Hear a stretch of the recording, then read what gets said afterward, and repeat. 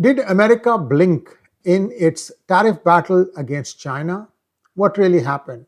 Well, this is a long story or a short story depending on how closely you've been following the geopolitics of the last month. I have a small infographic that takes you timeline-wise what happened, why did this trigger, and did China indeed score a win over United States? So we're going to take a look at it. You decide, viewers, whether that happened or not, and I'm going to just tell you what played out in the last month or so. Here we go. I have a small infographic, and as always, please like this video, and if you've not already subscribed to our channel, do subscribe to our channel. Here we go. Who was Parashurama, who led a life of devotion, dedication, and daring?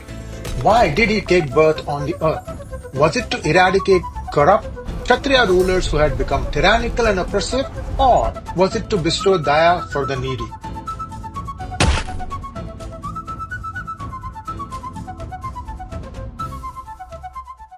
Anatomy of a crisis. In October 2025, a series of escalating trade maneuvers between the United States and China converged, creating a severe financial panic. Where was the panic? In the US Treasury markets. If one auction goes unsold, all sorts of bad things happen. That indicates that the world has lost faith in the global reserve currency, which is the US dollar. So did something like that happen? Well, the news didn't come out, but we're going to show you the confidence of the US Treasury bills during that time, and you make the decision yourself. So what did happen? Tariff dispute rapidly escalated into a supply chain and national security crisis, culminating in a dramatic market sell-off that forced both global powers to the negotiating table.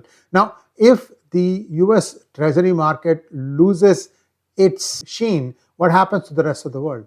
Most of the financial markets would have nosedived. So something did happen. These people got together, US and China, and they appear to have hashed out a deal. How long this is going to stand is anyone's guess, because already China is talking in a different tune. But be that as it may, let's take a look at the timeline. What happened? On October 9th, China retaliated against the US tariffs by announcing its most comprehensive rare earth export restriction to date, targeting materials essential for US defense and high-tech manufacturing. Then, on the 10th of October, markets face an unprecedented triple threat. What the triple threat was, I'll tell you in just a moment. The raging trade war, the new rare earth ban, and a domestic US government shutdown.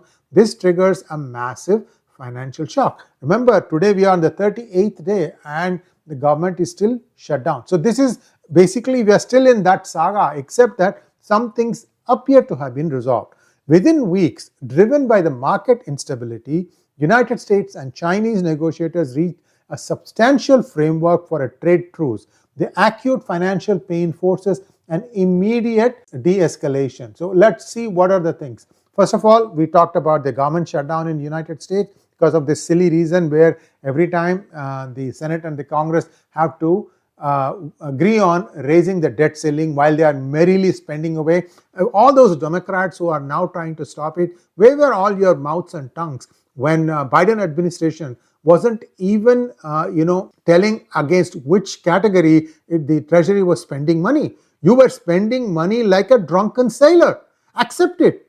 Anyway, so let's take a look at what happened. So on 10th October, after the rare earth ban imposed by China, there was an immediate loss of investor confidence.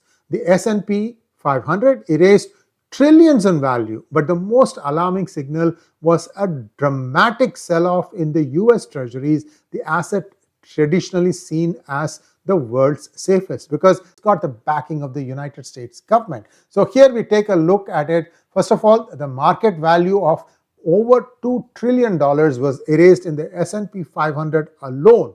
And this led to a lot of other things. Now let's take a look at the chart to the right side. The US Treasury market confidence. From a number of 100 on October 7th, take a look at what happens on October 10th. The day the crash happened, it fell close to 15 points to 85. And since then, it has climbed its way back to perhaps 89. But the point remains that China this one small rare earth choke point has really dramatically created an impact in the US Treasury markets, considered the world's safest. So China's counterstrike was strategically brilliant and economically painful. By targeting rare earth materials, ban threatened to halt production in key US sectors, especially electronics and automobiles and military. That's where the big problem is. The defense systems were the most affected because critical components for advanced defense systems, including the F-35 fighter jet, rely heavily on the very rare earth minerals included in the ban. High-tech manufacturing, from smartphones, electric vehicles to advanced computing, the entire high-tech sector faced an unprecedented supply chain crisis.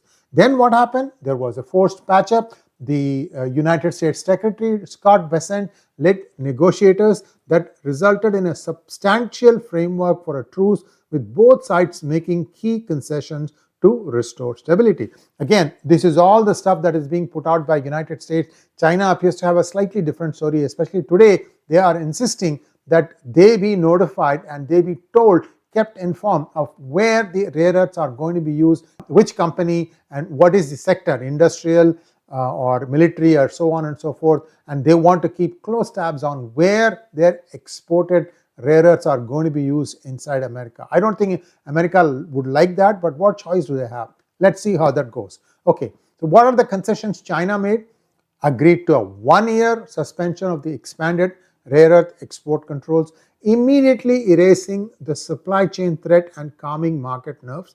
But on the United States side, they did extract one concession, that is to agree to reduce some of the tariffs, especially associated around the fentanyl, by 10% and pause further tariff escalations and signaling a move towards de-escalation. However, the one big thing that is not said here is that they made China accept that they are indeed the source of the precursors for fentanyl. And this is something that's pretty big. Now China cannot walk back from that. That's how I see it. You might see it differently. Please weigh in by way of comments, and hopefully you like this video in the new format that we are using, and also please weigh in by way of comments what you thought of this video. Thanks for watching. Please like, share and subscribe to our channel.